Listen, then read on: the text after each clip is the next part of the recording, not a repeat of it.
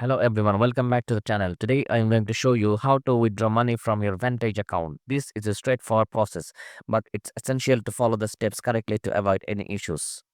Step 1. To start, you need to log into your Vantage client portal. This is where you manage all your account activities including withdrawals.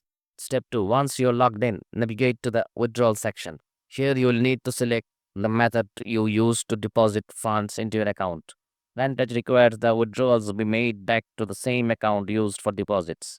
Step 3. Next, enter the required details such as your name, bank address, and account number. Make sure all information is accurate to avoid delays. Step 4. You may need to upload a recent bank statement to verify your account details. This is a standard security measure to ensure your funds are secure. Step 5. Finally, enter the amount you wish to withdraw and click submit. Your request will be processed and then funds should be reach your account within a day or two, depending on the method of chosen.